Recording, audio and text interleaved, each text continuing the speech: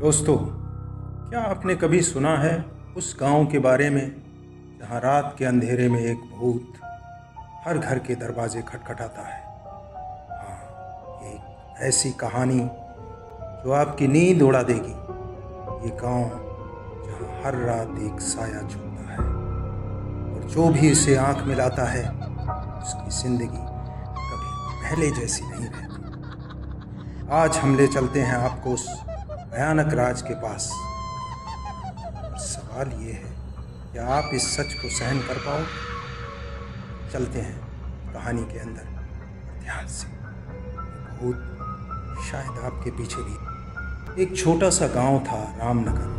हरियाणा के घने जंगल के बीच बसा ये गांव खूबसूरत तो था, और इसकी खूबसूरती के पीछे छुपा था एक भयानक सच। गांव वालों का कहना था कि हर अमावस की रात एक सफ़ेद साड़ी में एक औरत दिखती थी। उसका चेहरा धुंधला, आंखें लाल, हाथ में एक पुरानी लालटेन। उसका नाम कोई नहीं जानता था और सब उसे कहते थे साए वाली। एक दिन गांव में एक नौजवान आया, रवि। उम्र लगभग 25 साल, दिखने में हैंडसम, दिल से थोड़ा घमंडी। उसने गांव वालों की बातों को मजाक समझा। भूत, अरे ये सब बकवास है, उसने कहा, और अमावस की रात जंगल के उस कोने में चला गया जहां साए वाली दिखती थी। उसके दोस्त मोहन और गीता ने उसे रोकने की कोशिश की, पर रवि माना नहीं। रात के 12 बजे जंगल में सन्नाटा था। हवा के साथ ही अजीब सी सिसकी की आवाज आई।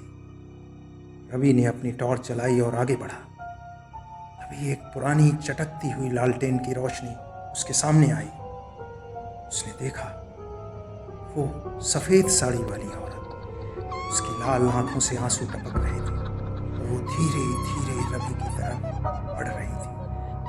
रवि के हाथ से टॉर्च गिर गया। उसकी सांसें रुक सी गईं।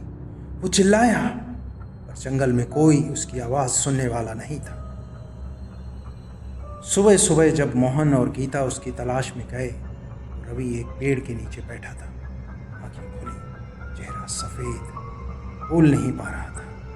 उसके हाथ में वही पुरानी लालटेन थी जो साए वाली के पास थी।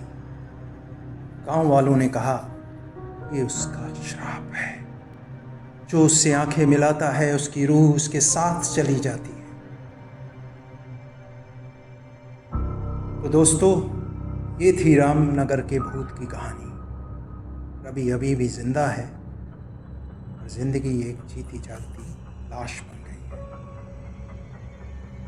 शिक्षा ये है कि कभी भी अपने घमंड में ऐसा काम मत करो जो आपकी वजह से दूसरों को भी खतरे में डाल दे। साए वाली शायद अब भी उस जंगल में घूम रही है। क्या पता वो आपके गांव, आपके पास भी आ जाए।